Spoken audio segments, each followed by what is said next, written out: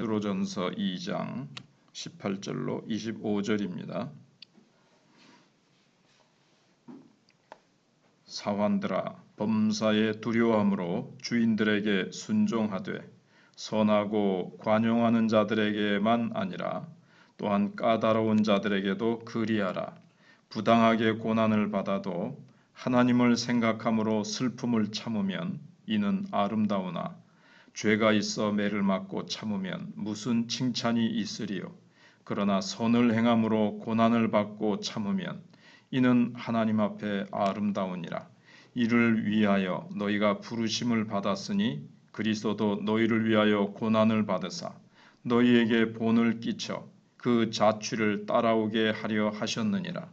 그는 죄를 범하지 아니하시고 그 입에 거짓도 없으시며 욕을 당하시되 맞대어 욕하지 아니하시고 고난을 당하시되 위협하지 아니하시고 오직 공의로 심판하시는 이에게 부탁하시며 친히 나무에 달려 그 몸으로 우리 죄를 담당하셨으니 이는 우리로 죄에 대하여 죽고 의에 대하여 살게 하려 하심이라.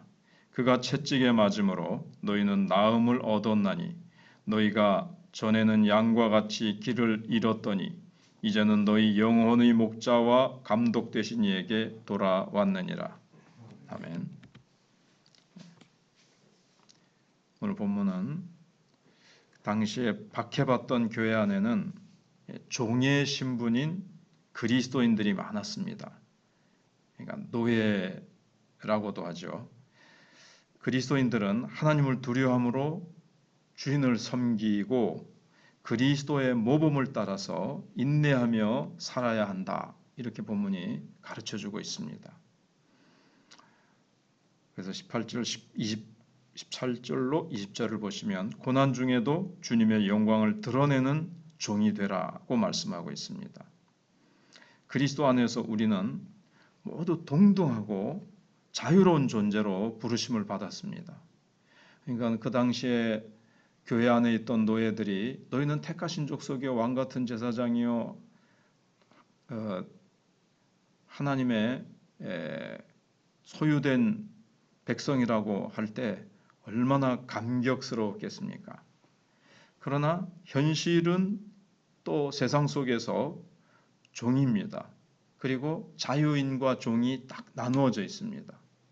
영적으로나 하나님 나라에서는 동등하고 자유가 주어졌지만 현실 속에서는 종이라는 것에 얽매여 있고 참 고난이 따르고 자유인 밑에서 속박돼서 일을 해야 되는 고난을 받아야 되는 현실이라는 거죠. 특별히 교회가 박해받던 상황 속에서 그 당시 우선은 신자의 다수가 노예의 신분이었습니다. 종이 많았습니다. 근데 어떤 상전은 교회 아니니까요. 종을 인격적으로 대하는 사람도 있었지만 어떤 상전은 종을 예수를 믿어도 아직 종은 종이다 하면서 종을 비인간적으로 대하고 학대하는 일이 다반사였습니다. 국가의 간섭 없이 노예를 죽일 수 있는 권한이 있던 그런 시대였습니다. 근데 베드로 사도는 그리스도인 종들에게 하나님을 두려워함으로 인간적으로 하면 참 그냥 같이 욕하거나 물론 그러면은 뒤따르는 또 고통이 있지만은 하나님을 두려워함으로 상전에게 순종하라는 겁니다.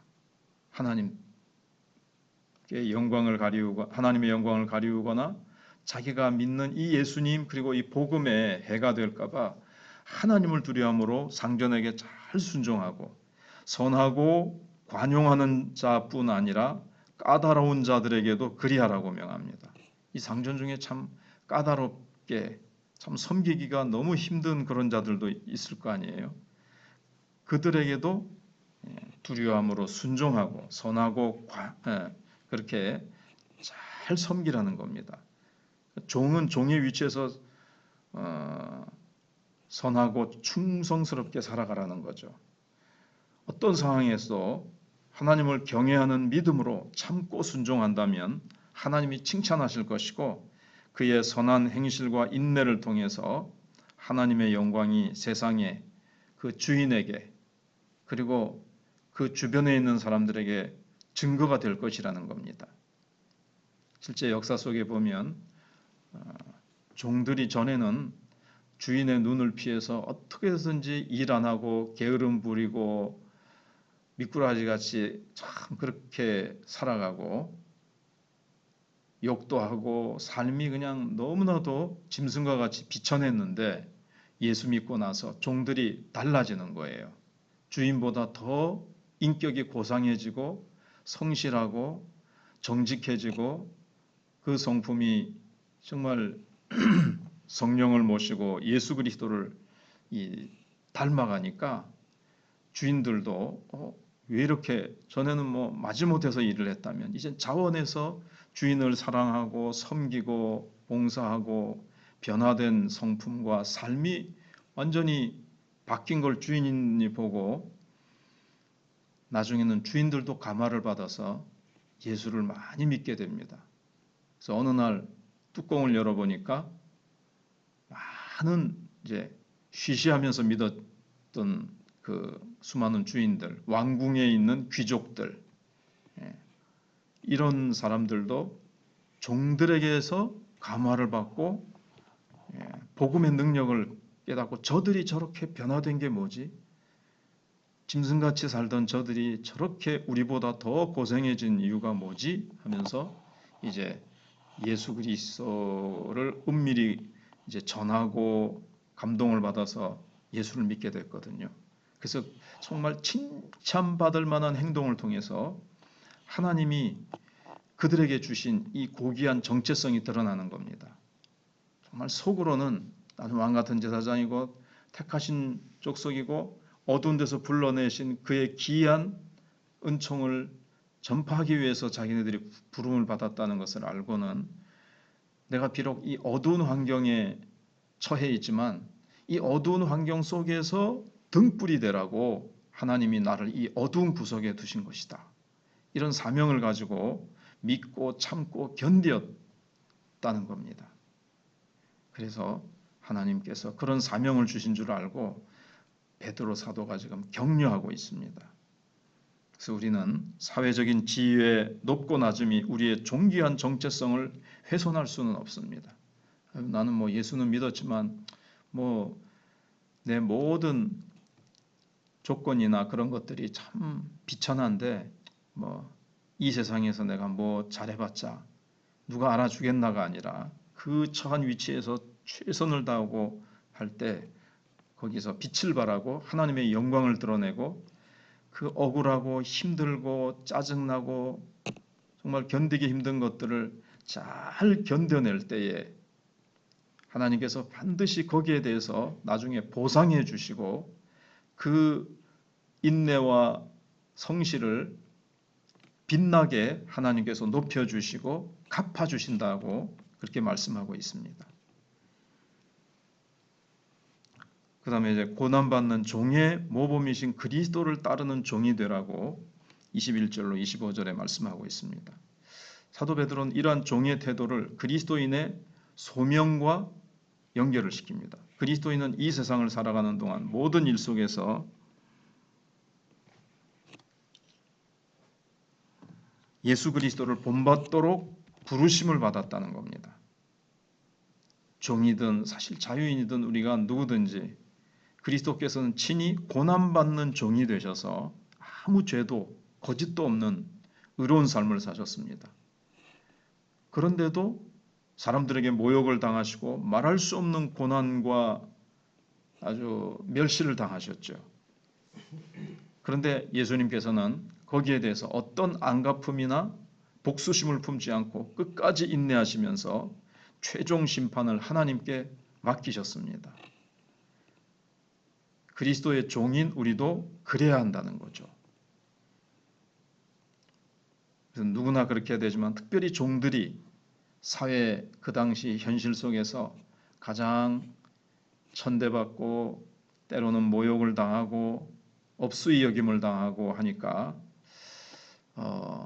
예수 그리스도를 바라보아라. 예수 그리스도가 칭찬받고 높임받고 뭐 이 세상에서 부귀영화를 누리셨느냐? 예수 그리스도는 의롭고 선하신 분이심에도 불구하고 억울하게 죄를 뒤집어 쓰시고 모욕과 멸시와 또 재판에 넘기기 전부터도 바리새인들과 사람들로부터 멸시를 받지 않았느냐. 그러니 그분은 고난 받는 종의 모범으로 이 땅에 오셔서 그런 삶을 사셨다. 그러니까 너희들이 우리만 이렇게 참 억울하게 이런 삶을 살아야 되나 이렇게 생각하지 말고 그리스도를 본받아서 고난의 그 발자취를 남기신 그분의 발자취를 쫓아서 고난을 너희들이 잘 받아라. 고난 뒤에 분명히 주님께서 주시는 축복과 주님이 부어주시는 은총이 있다. 이렇게 말씀하시는 겁니다. 주님께서 십자가에서 우리 죄를 담당하심으로 우리를 죄에 대해서는 죽고 의에 대해서 살게 하시려고 그렇게 십자가에서 고난당하셨다. 그래서 우리는 그 구원의 능력으로 우리도 고난을 이기며 승리하며 살아갈 수 있게 되었다. 그렇게 말씀하고 있습니다. 멸시받고 고통받고 학대받고 그럴 때 사람으로서 같이 안갚음해주고 싶고 보복해주고 싶죠. 내가 그렇게 물 같은 존재가 아니라는 것을 하나 확 드러내버리고 싶죠. 그러나 예수님은 그렇게 하지 않으셨다는 겁니다.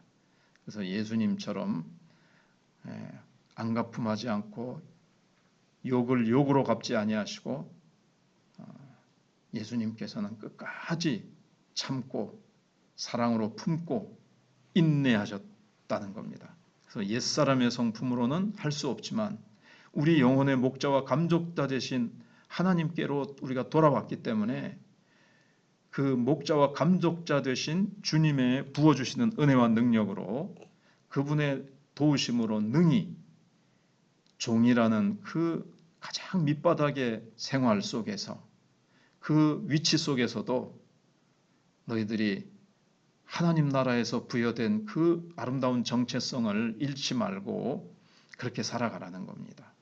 그래서 앞에서 말씀드린 대로 초대교회에 로마가 복음화되고 기독교가 국교로 공인되는 데에는 먼저 이 종들의 노예들의 변화된 삶이 가장 큰 역할을 했습니다.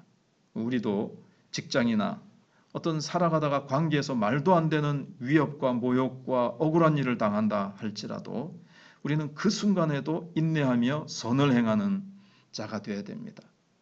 뭐 잘해주고 편안한 환경 속에서 칭찬받고 좋은 환경 속에서 잘하는 거는 안 믿는 사람들도 잘합니다.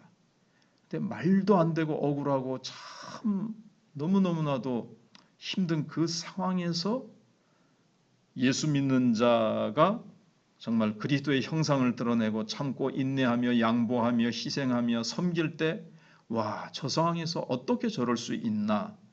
그럴 때 이제 우리가 정말 빛을 발하고 그리스도의 영광을 드러내고 예수 믿는 사람의 그 능력이 어디 있을까? 아, 예수 믿는 사람 속에는 정말 우리가 가지지 않은 비밀한 능력을 가지고 있구나. 세상에는 없는 참 기쁨과 소망과 능력이 있구나. 이러면서 하나님께 영광을 돌리게 되는 것입니다. 기도하겠습니다.